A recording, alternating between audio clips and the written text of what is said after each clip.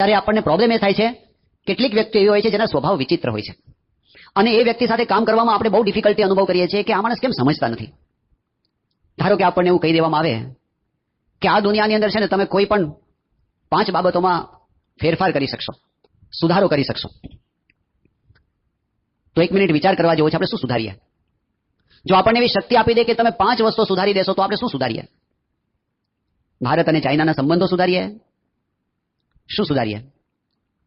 આ ભારતની અર્થનીતિ બદલીએ? આપણા પાડોશીને બદલી નાખીએ? ઘણાને એમ હોય છે આ પાડોશી જાય તો સારું.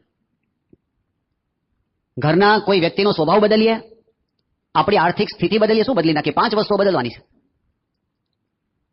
કેટલા જણને એવો વિચાર આવે કે હું મારી જાતને બદલું? પણ એ આધ્યાત્મિક સત્ય છે, એ પ્રમુખ સ્વામી મહારાજનો જીવન સંદેશ છે કે આપણી આજુબાજુનું બધું બદલાઈ જાય પણ આપણે જ્યાં સુધી નહીં બદલાઈએ ને ત્યાં સુધી આપણને સાચું સુખ કે શાંતિ મળવાના નથી. એટલે પ્રમુખ સ્વામી મહારાજે મોમ્બાસાની અંદર એ વાત કરી કે જ્યાં સુધી આધ્યાત્મિકતા નહીં આવે ત્યાં સુધી સંપ નહીં આવે.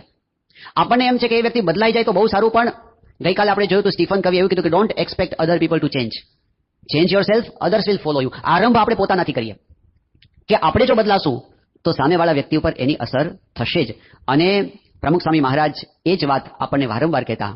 સ્વામીશ્રીએ વાત કરી કે સામેવાળા કદાચ બદલાય કે ન બદલાય. પ્રમુખ સ્વામી મહારાજના આ જે વચનો છે જે એમણે 1998ની સાલમાં કહ્યા હતા, 1989ની સાલમાં સ્વામીશ્રી બોલ્યા, સામેવાળો સંપ સુરતભાવ રાખે કે ન રાખે પણ આપણે જ રાખવાનો છે.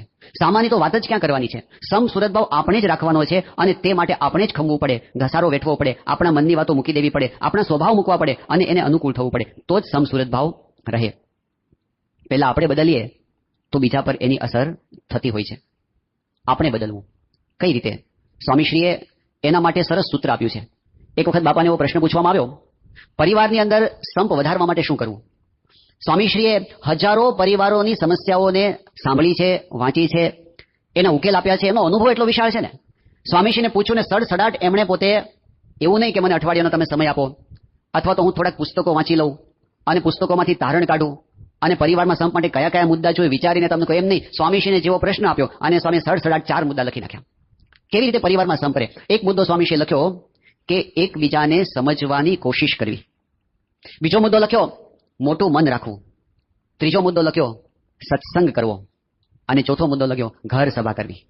4 જ વાક્યોની અંદર સ્વામીશ્રીએ આ દુનિયાની અંદર સંપ વિશે જેટલું કાંઈ લખાયું હશે, જેટલું કાંઈ બોલાયું હશે એ બધાનું તારણ કાઢીને પોતાના અનુભવના આધાર આપી દીધું છે. જુઓ, જે વિદ્યાર્થી છે ને એ પ્રશ્ન ન સમજતો હોય ને એનો ઉકેલ એનો જવાબ બહુ લાંબો હોય અને જે